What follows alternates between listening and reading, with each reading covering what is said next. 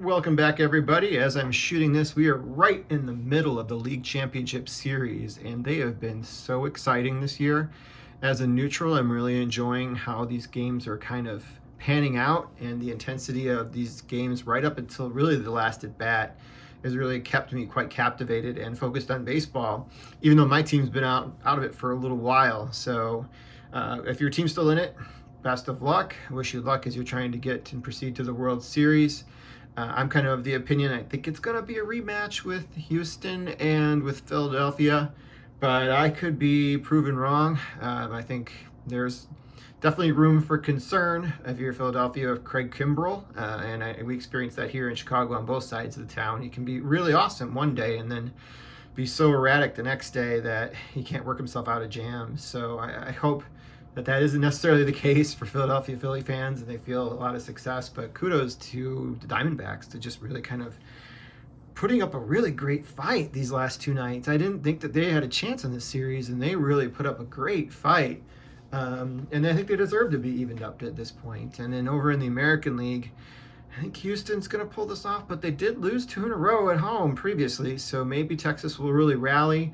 I never count out Bruce Bochy and his teams because I just remember how he was able to get his team to the finish line when they weren't the best teams. Each year they won the World Series when he was in San Francisco, and I wouldn't be surprised if he still finds a way to do that now. And then obviously Houston's pedigree is enough to kind of be comfortable picking them to advance too. So I just don't really have a good feel of how this is going to pan out. I guess I said I'm hoping for a rematch, and we'll see how it goes. So that's not the reason you tuned in. You tuned in to see the October mail day, and I got some great stuff from the 30s, 40s, and 50s. So let me get set up, and I will show you what I got. All right, the first two cards I want to show you actually bring me to a third of my journey being able to complete this set. And it's one you've seen a lot of cards feature from on this channel, and you'll continue to until I finish the set and able to talk about each individual card and player. And that would be the 1934 to 1936 Diamond Star set. So I'm up to 33 cards with the addition of these two. Starting with card number 41, Harvey Hendrick, who is playing with the Philadelphia Phillies. At the time that this card was produced, he batted .293 the previous year, which was one of his better seasons in Major League Baseball. And then we also have this beautiful Sam Leslie. The player himself was a very good player over the course of several years. Not a superstar by any stretch of the imagination, and obviously not a Hall of Famer, but was coming off his best season when he batted .332 in 1934. But this card is just beautiful, the way it was really designed with the various colors we have here. He's in a Brooklyn Dodger uniform, if you couldn't tell that based on what was available in the picture here. With a little bit you can see. But I love the grandstands behind it. That just looks really cool. And I love when they have the little flags showing and the level of detail they put into the flags on these cards whenever they have that. Not every card has that kind of background, but when they do, I just think they look phenomenal. And the back is, they do have a little mark on here. That was how it got the qualifier on here. I was kind of surprised because it actually is not just a little pencil mark. You can read that it's the number 3 and that someone, I think, maybe tried to erase it then. So I was kind of surprised it graded out still a 5 at that point. So at least the front of the card has great registration, centering, and good corners and edges. So it looks really good for my purposes. And like I said, this is now 33 of the 96 cards, if you don't include the 12 that were reprinted at the very end of the set. I guess a complete set does involve including those 12 cards, but they're very expensive. We'll see what I want to do when I get that close to finishing this set. Again, it would be getting cards of players I already had from the lower series, but I might do it. We'll see. But for now, we're a third of the way there. I'm very excited about that. So let's move on to our next one. All right, the next one I have to show you is actually the big card I purchased for October. Really excited to be able to add this one into my collection. As I've mentioned in previous videos, the 1948 Bowman set pictured behind you has 9 Hall of Fame cards, and I have 5 of them. I am now up to 6. There's 3 left for me to be able to pick up, as well as 19 overall cards, including those 3, to be able to finish this set, which is going to be one of my collecting goals for this coming year. I'm hoping to be able to do a good work on getting a few more cards at the next card show I attended in November at the Chicago Sports Spectacular. But for now, the one I picked up was a beautiful copy of the Phil Rizzuto rookie card. Comes in as a VGX4. That has everything to do with the centering on here. There's a little discoloration on the front, just from age more so than anything else, but the back is very legible and easy to read. It has, a good eye appeal in probably most other ways you would look at for a card, aside from the centering. And obviously this brings me up now to 6 of the 9 Hall of Famers.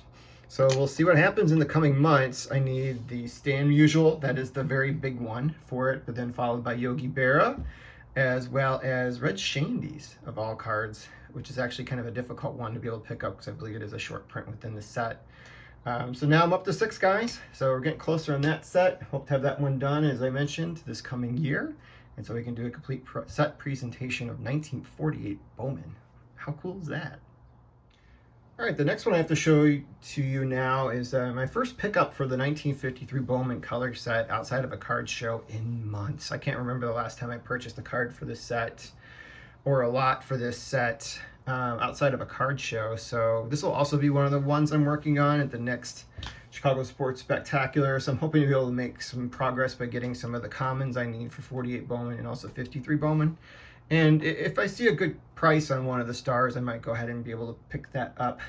So the one I was able to pick up now for this is actually also a graded card. It's an SGC graded card, and it's still Phil Rizzuto. So this is a 1953 Bowman Color Phil Rizzuto. Came out as a VGX or VG Excellent Plus, 4.5 for SGC. You can see it's a little off center top to bottom. That's one of the things that takes away from the card. And then there's like a little bit of like print marks where the picture didn't get fully transposed onto the card itself, like the little red dots in here. So those are kind of the big things that take away from the eye appeal of the card for the most part.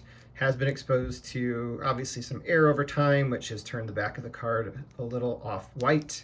But otherwise, happy to be able to pick this one up. I think it'll fit really well into this set. Whenever I do my next SGC order, I'm waiting to see if they have it at the Chicago Sports Spectacular so I can do a drop-off order. I intend to add all the raw cards I have that are Hall of Famers into this, so I'm hoping to be able to increase this overall number. Not all of them are pictured here, but a good sampling of them. But I hope to be able to kind of increase that in coming months through the grading process. So there he is, Scooter. So that's really cool. I'm happy to be able to add that to the set.